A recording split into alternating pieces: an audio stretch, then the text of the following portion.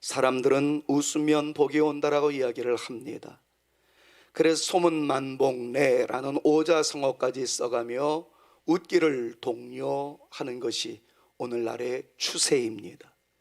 그런데 오늘 본문 말씀은 울라 하십니다.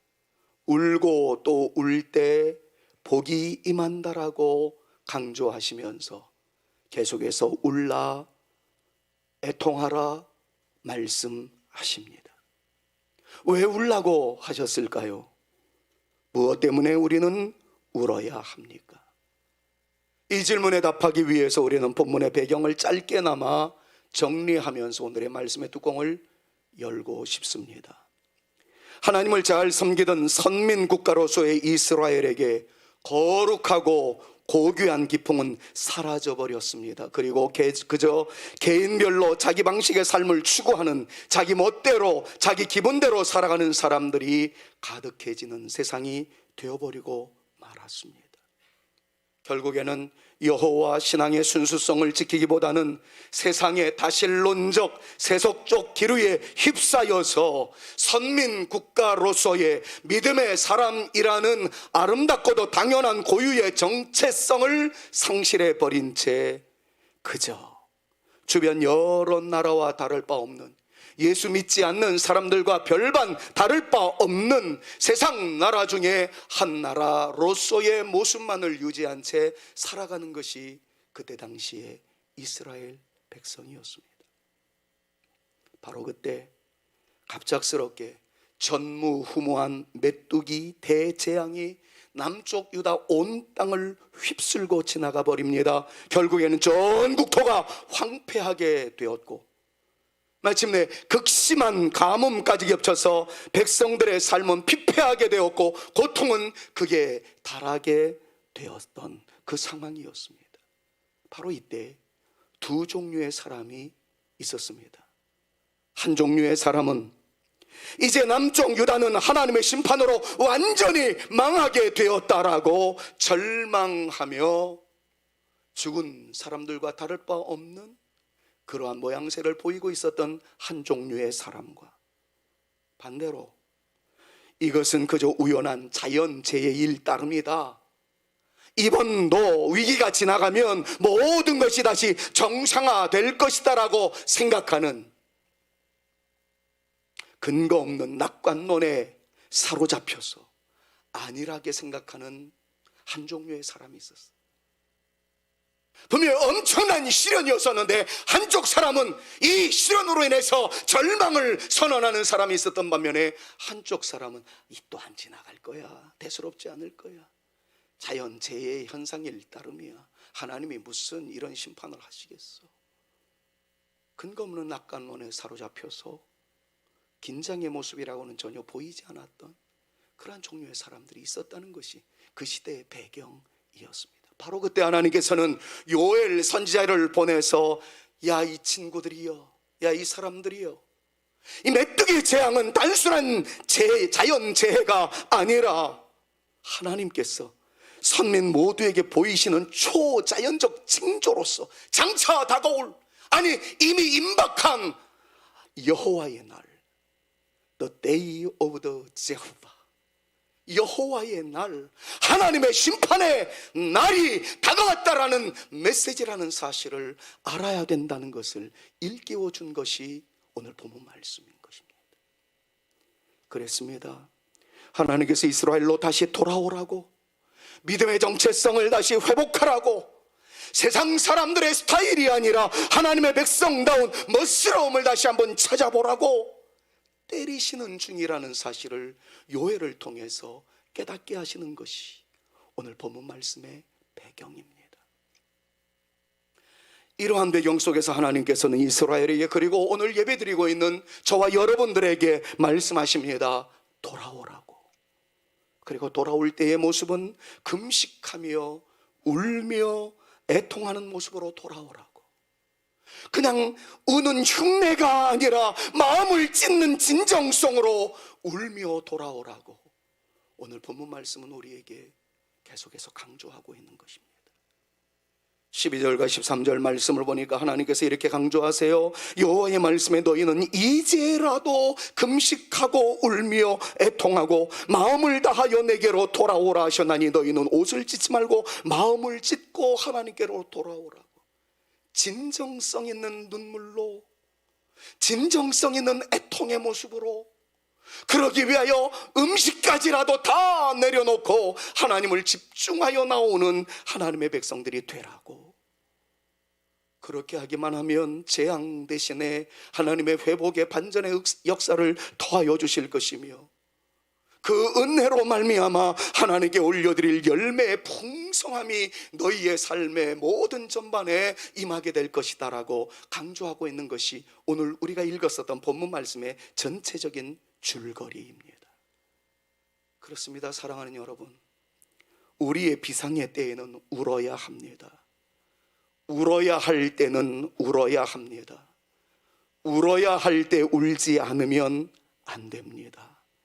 자, 그렇다면 그때 당시에 이스라엘 백성들은 왜 울어야 했을까요? 울어야 할 때는 언제였었던가요? 이미 간헐적으로 말씀을 드렸습니다마는 간단하게 정리하자면 그들이 울어야 할 때는 하나님을 떠났을 때였습니다. 신앙심을 잃어버렸을 때였습니다. 하나님을 등지고 세상 사람들과 다를 바 없이 살아갈 때였습니다. 오늘 우리에게 주시는 메시지도 동일하지요.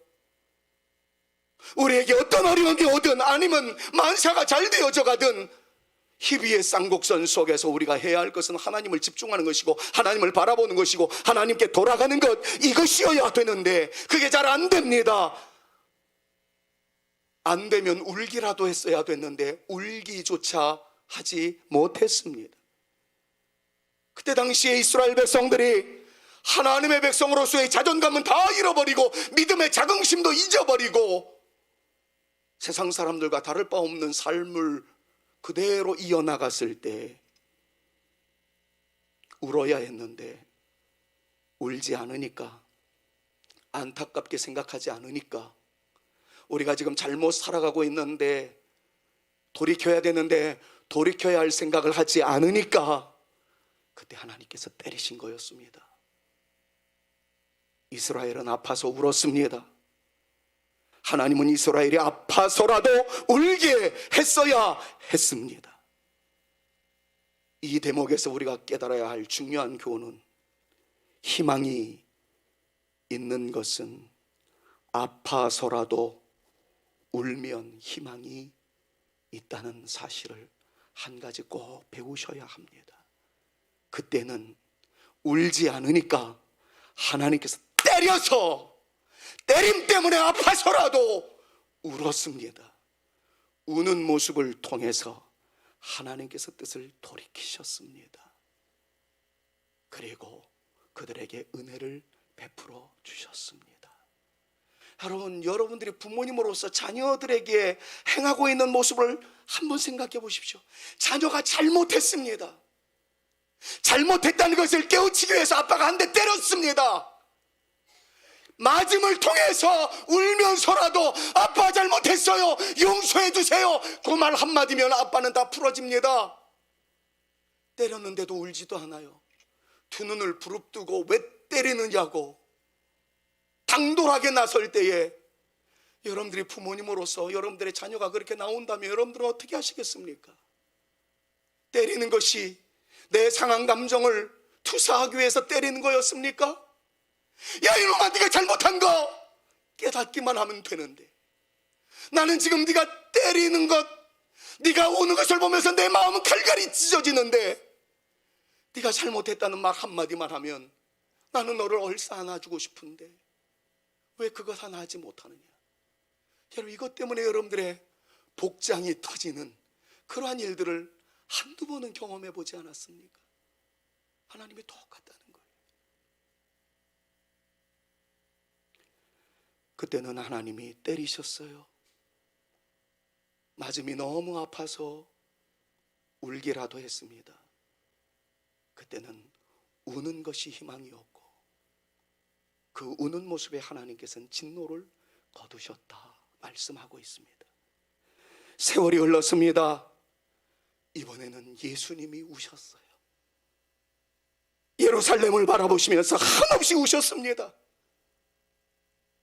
이스라엘 백성들을 보시며 이스라엘 백성들이 울었던 것이 아니라 예수님이 울었어요.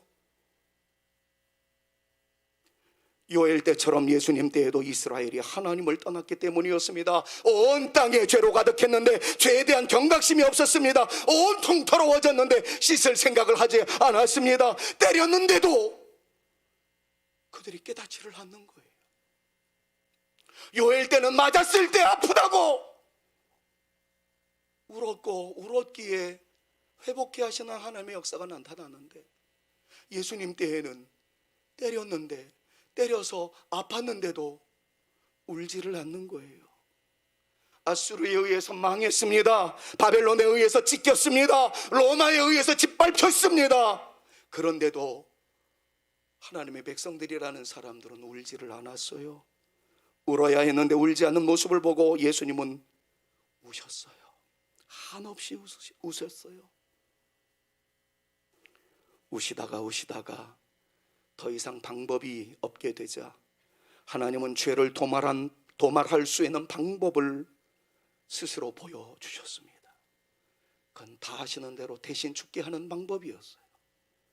죄의 값은 사망인데 인류를 쓸어버리게 하실 수 없으셨던 하나님은 당신의 아들, 당신과 동등의 권리를 가지고 계신 우리 구주 예수 그리스도, 당신의 하나밖에 없으신 독생자 예수, 그분을 죽이기로 작정하셨던 것이었습니다.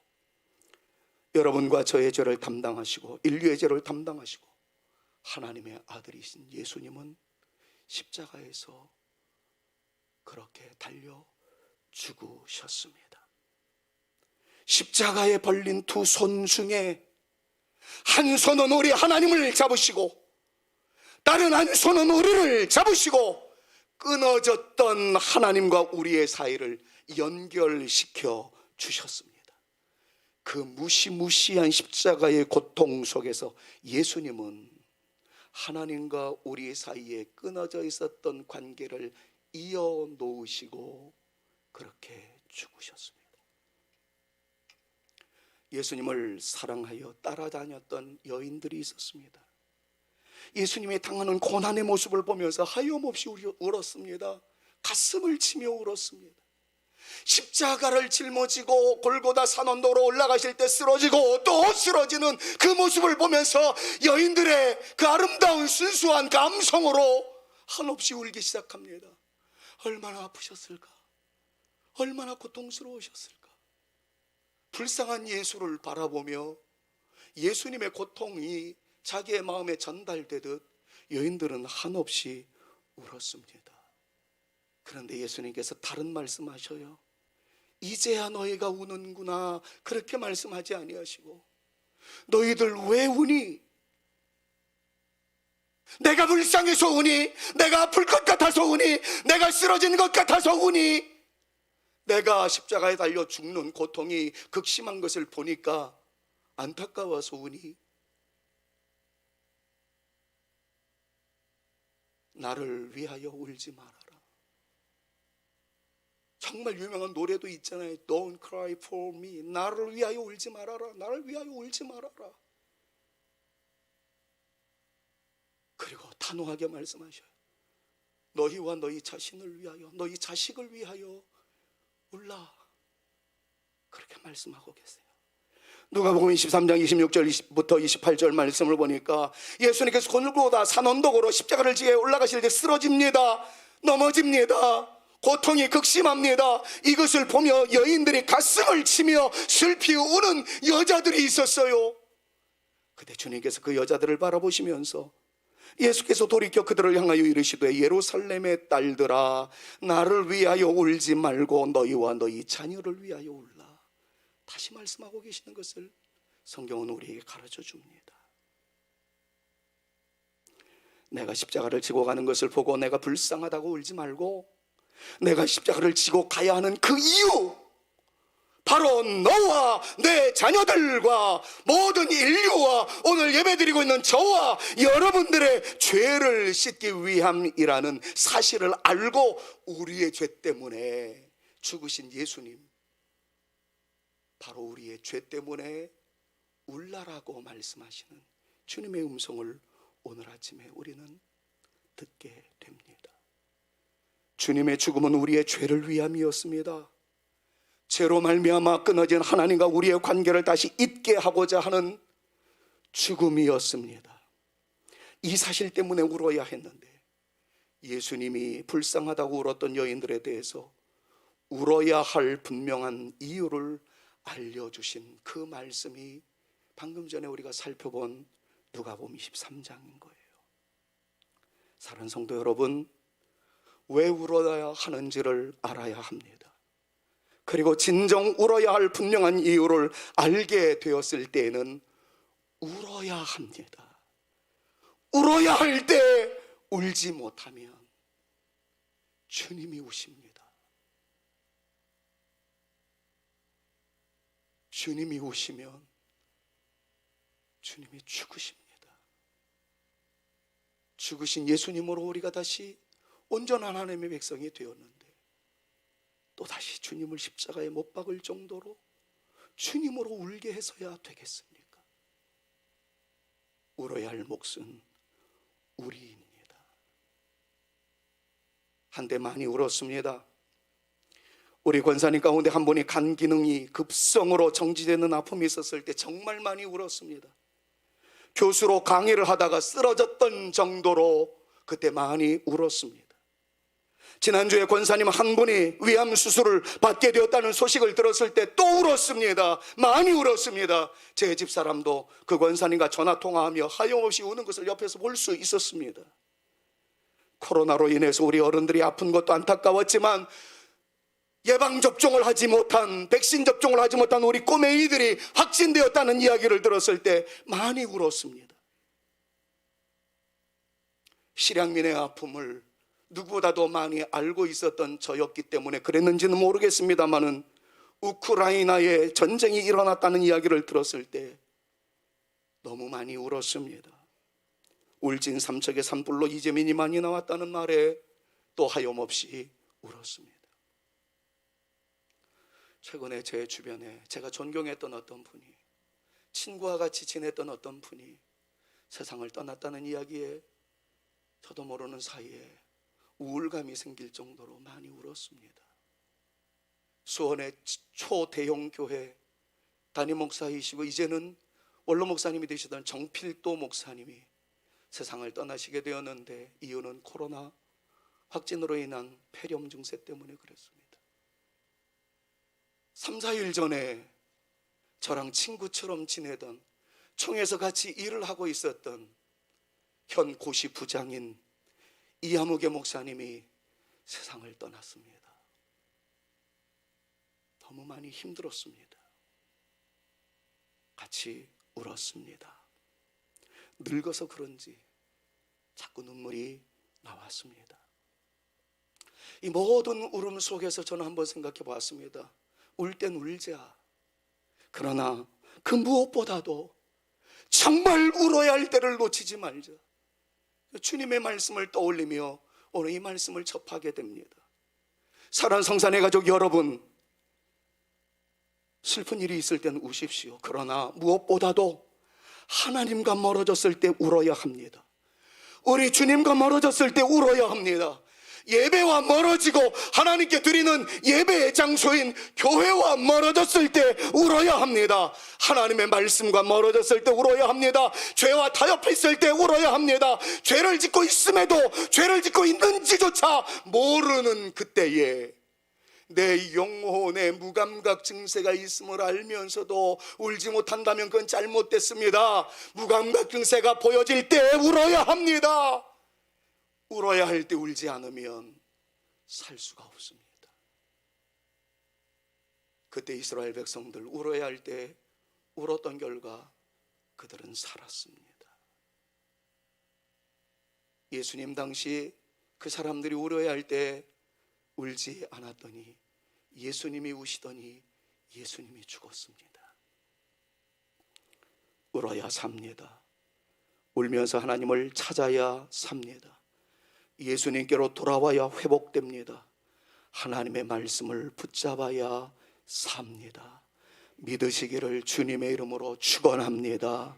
저는 이 말씀을 묵상을 하면서 모양실에서 하염없이 울다가 저의 뇌리를 스쳐 지나가는 하나님의 밝은 빛의 음성을 들을 수가 있었습니다. 하나님, 울게 하옵소서. 울어야 될 것 같습니다. 근데 무엇 때문에 울어야 합니까? 우리 권사님들을 생각하면서 울었고, 우리 꼬맹이들을 생각하면서 울었고, 우크라이나를 향해서 울었고, 수많은 이재민들을 위해서 울었고, 동료들의 죽음으로 인해서 울었고, 조국의 모든 교회들이 문을 닫게 되거나 흔들리는 모습을 통해서 울었는데, 청장대 안에 또 다른 울어야 할 이유가 무엇인지를 알려주십시오. 저의 뇌리를 탁 하고 스쳐 지나가는 것이 있었어요. 그때 그 깨달음을 통해서 문장을 써내려갔습니다. 그 문장으로 만들어진 것이 오늘 저녁에 회개의 기도를 근간으로 하게 되는 회개 기도문으로 작성하게 되었어요.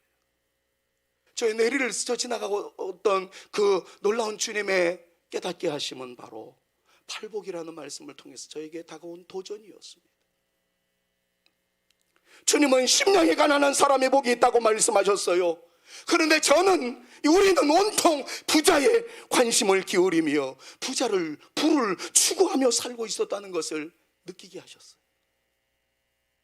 주님의 은혜에 목말라 하는 가난한 모습을 확인하며 살아야 했는데, 그저 우리의 모든 기도의 제목, 우리의 모든 바람은, 우리의 모든 원함은 온통 부함, 많음, 잘됨, 풍성함에만 초점을 맞추고 있었다는 것을 주님께서 제 마음속에 송곳 찌르듯 고통으로 느끼게 하셨습니다.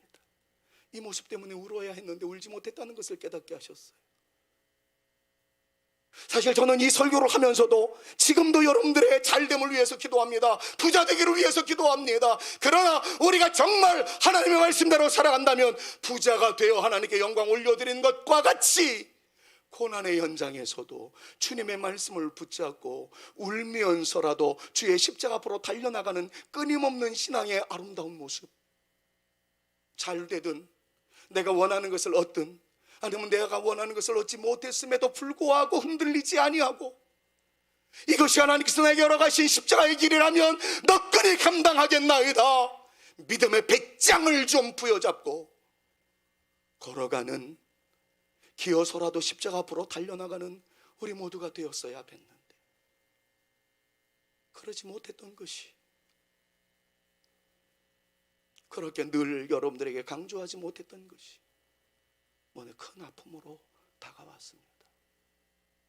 진심으로 사랑하는 여러분 모두가 잘 되시기를 바랍니다. 부자 되기를 바랍니다. 그러나 때로는 주의 은혜를 받기를 소망하는 절박한 심정으로, 주의 은혜 없이는 살 수 없다라는 그 아름다운 신앙 고백으로, 때로는 원하는 것을 얻지 못했음에도, 때로는 고난의 연장에서도 하나님을 향하여 등지지 말고 우리 구주 예수 그리스도의 십자가를 바라보며 그 십자가를 쟁취하기 위하여 달려나가는 저와 여러분들로서의 의에 줄이고 목마른 존재처럼 심령이 가난한 하나님의 거룩한 백성들로 살아가는 우리 모두가 되어질 수 있기를 우리 구주 예수 그리스도의 이름으로 축원합니다. 애통하는 사람이 복이 있다고 했는데 울 때 울지를 못했습니다. 울면 복이 나가는 줄 알았습니다. 온유해야 복이 있다라고 주님께서 말씀하셨는데 강함이 능사인 줄 알았습니다. 이겨야만 승리자가 되는 줄로 알았습니다. 주님의 말씀에 순복하는 부드러움이, 주님의 말씀에 사로잡히는, 주님의 말씀에 길들여져가는 프라이스, 진정한 온유가 없었습니다. 이것 때문에 울어야 했는데 울지를 못했다는 거예요. 의에 줄이고 목마름이 있어야 했습니다. 그런데 돈을 향한 불타는 의지가 있었고, 명예에 사로잡히는 명예의 포로가 되었으며, 세상의 것에 연연하는 어리석음에 우리의 온몸과 마음은 불타오르지 않았었던가? 이런 모습 때문에 울게 되어집니다. 긍휼을 베푸는 존재로 살아가야 마땅했고, 샬롬을 나누는 존재가 되었어야 했는데 오히려 트러블 메이커가 되었던 일들이 얼마나 많이 있었는지 모르겠어요. 이것 때문에 울어야 되는데 울지 못했습니다. 의를 위하여 복음을 전하다가 사랑의 실천자로 나서다가 핍박을 받아야 복이라고 말씀하셨는데, 직장 생활하면서 믿지 않는 사람들에게 예수 믿는 사람들은 저렇더냐 라고 믿음의 근거에서 때로는 좀 욕도 먹었어야 되는데, 우리가 직장에 가면 목사인지 장로인지 집사인지 권사인지도 조차 모르고 말을 하는 것이 믿지 않는 사람들이랑 똑같은 음담패설이나 하고 욕설로 우리의 모든 대화의 접속사를 삼고 있는 그러한 믿지 않는 사람들과 동일한 말을 하고 있는 것을 보았을 때 우리는 울어야 되는데 울지 못했어요. 예수 믿는 사람들은 달라야 되는데, 예수 믿는 사람들은 말이 다르고 행동이 다르고 향기가 달라야 되는데 다르지 않음을 보며 울어야 했는데 울지 않았단 말이죠. 어느 복음송에서 밝혔듯이 귀도 쉬는 것이, 기도하는 것 쉬는 것이 죄가 된다는 것을 그렇게 많이 불렀는데, 우리의 기도가 이 나라를 살리며 자녀를 살리며 교회를 회복시킬 수 있다라고 노래는 많이 불렀는데 정작 기도하지 못했음에 울어야 했는데 그것 또한 울지 못했습니다. 진심으로 사랑하는 여러분, 이번 한 주간은 울어야 할 때 울지 못했음을 반성하며 그래 한번 울어보자 하는 마음으로 지내는 고난 주간입니다. 다른 날은 여러분들 원하는 대로 살아갈 수 있고, 다른 날은 그 이른 아침 피곤함이 물려오기 때문에 여러분들의 일상을 위해서 늘 그렇게 할 수는 없다고는 하지만 믿음의 선배들에 의해서 적어도 부활의 영광을 찬양하기 위해서 고난의 절기만큼만은 울며 나가는 우리 존재의 모습이 되어야 되지 않겠느냐 하여 기도 중에 교회력으로 설정한 고난주간, 그것이 오늘부터 시작하여 돌아오는 토요일까지란 말이죠.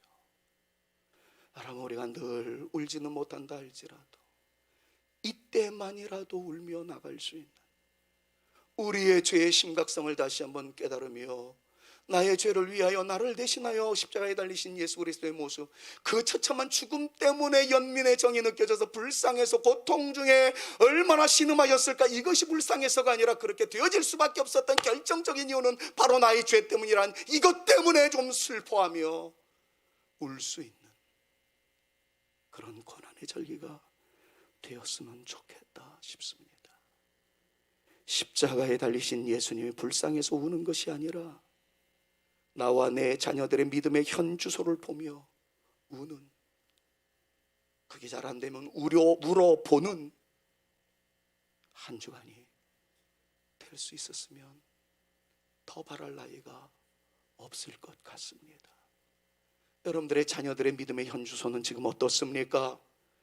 여러분들의 남편, 여러분들의 아내, 여러분들의 가족들의 믿음의 현 주소는 어떻습니까? 아직도 주님을 만나지 못하고 주님의 말씀에 은혜의 밖에서 떠돌고 있다고 한다면 여러분, 그것 때문에 울어야 되지 않겠습니까? 너와 내 자녀를 위하여 울라 하신 주님의 음성을 다시 한번 새기고 울 수 있는 우리가 되어져야 되지 않겠습니까? 새벽에 올라와 내 믿음의 모습이 룻기서에 나오는 두 종류의 사람들을 살펴보면서 한번 점검함으로써 주님이 보시기에 아름답지 못한 사람들의 모습이 우리 안에 있다라는 것을 발견하게 되면 말씀의 칼로 도려내버리고, 혹시 내 안에 주님께서 기뻐하시는 룻기서에서 만나는 또 다른 하나님의 사람들의 아름다운 모습이 발견된다면 더 그것을 강화시킬 수 있는 아름다운 시점으로 고난의 절기를 보내게 된다면 부활절 맞이하는 주님의 은혜는 각별하리라 생각합니다. 특별하리라 믿습니다. 넘쳐나게 되리라 확신합니다. 성경은 이렇게 말합니다. 울면서라도 씨를 뿌리는 사람은 기쁨으로 그 단을 거두게 될 것이라고 말입니다. 한 주간 웁시다. 한 주간 울어봅시다. 내 팔자 서러워서 울지 말고, 내가 좀 일어날 수 있어야 됐는데 일어나지 못했음에 교만해졌음에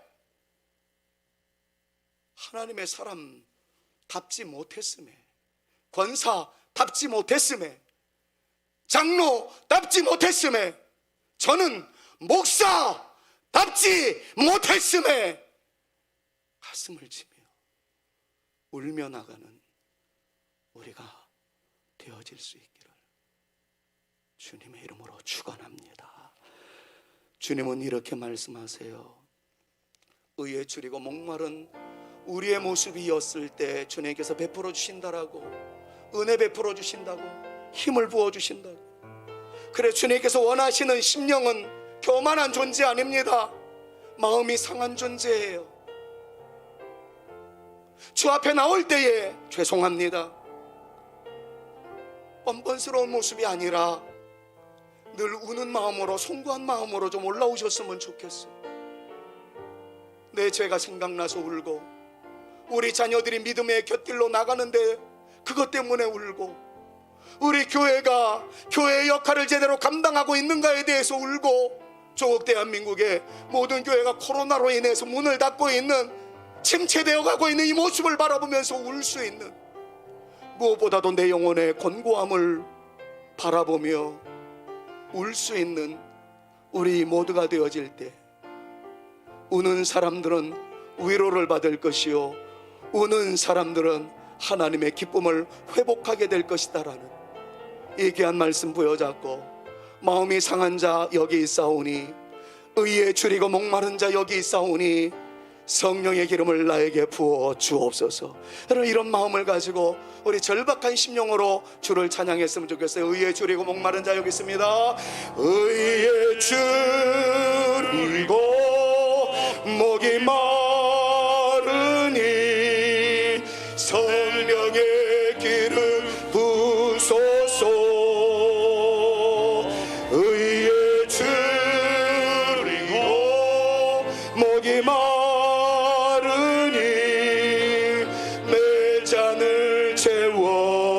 주소서. 마음이 상한 자를, 마음이 상한 자를 고치시는 주님, 하늘의 아버지 날 주관하소서. 주의 길로 인도하사 자유케 하소서.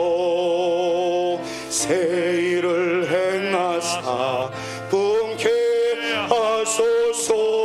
의에 줄이고 목이 마르니 성령의 기름 부소서.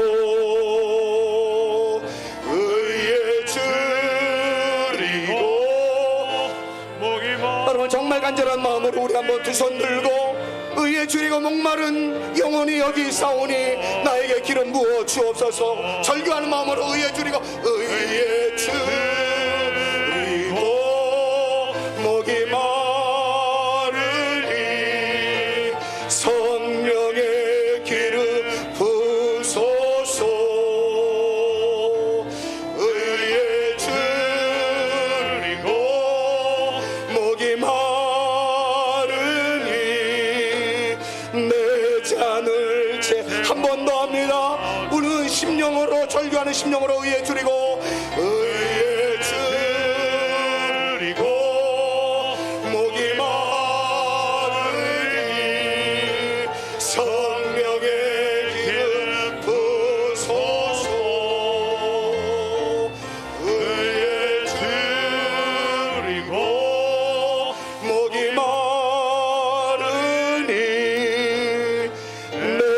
잔을 채워 주소서.